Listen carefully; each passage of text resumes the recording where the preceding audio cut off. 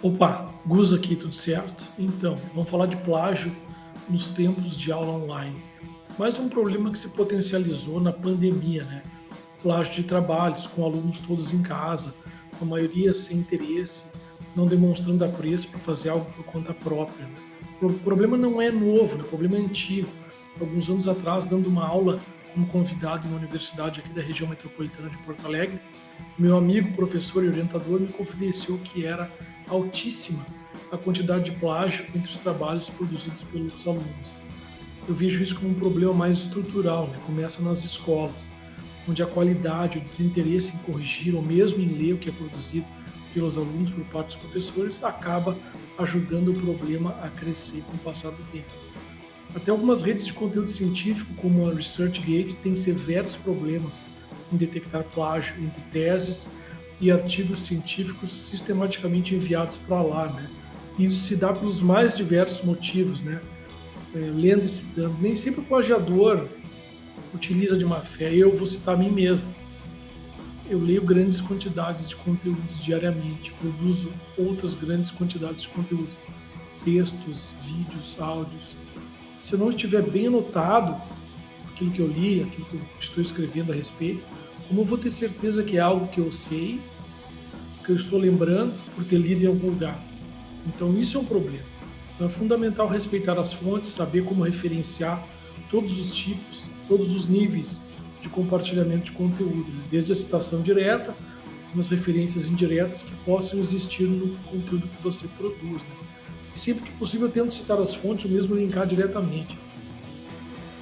Tem um professor de inglês chamado Mike Deep, encontrei algumas dicas dele, né? Ele se refere a 5 maneiras mais simples para detectar plágio nos trabalhos dos alunos dele. Embora ele seja professor de inglês, eu acho que essas dicas servem para boa parte dos nossos casos. Pense que você trabalha com um grupo de alunos por um bom tempo. De repente eles estão escrevendo diferente.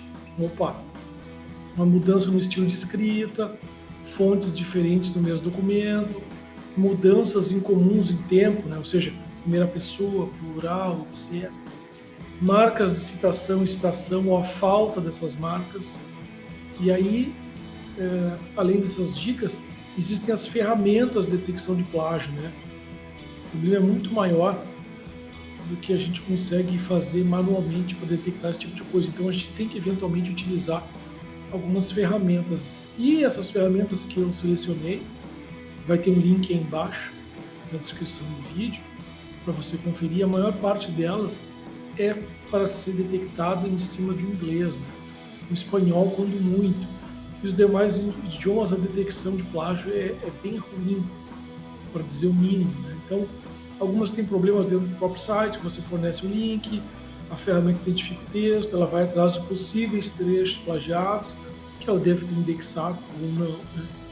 E nem sempre as ferramentas funcionam adequadamente. Mas, de qualquer forma, a maioria delas pega as estruturas das páginas do HTML e foca apenas no conteúdo mesmo, ignorando o cabeçalho, rodapé e barras laterais. Foca exatamente no conteúdo. Então isso gera, eventualmente, muito falso positivo, que é chato de ficar controlando, verificando.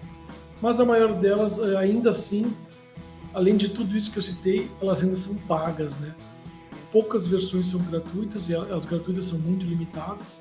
Então, assim, não tem uma dessa lista que eu selecionei, que é uma lista bem razoável, que eu possa dizer, bah, essa aqui é boa, testa, utiliza. E se você tiver alguma coisa para acrescentar nessa lista de ferramentas para identificar plágio, então comenta aí no vídeo ou comenta lá no blog, tá? Vai lá conferir a lista. Espero que você tenha gostado. E se quiser também pode utilizar mecanismos de busca para fazer uma busca por trechos dos textos, também é válido, mas é muito trabalhoso, né? Então recomendo que você estiver tendo mais sucesso do que buscar diretamente no navegador ou com alguma ferramenta específica, então dá aquela comentadinha aí, ok? Obrigado.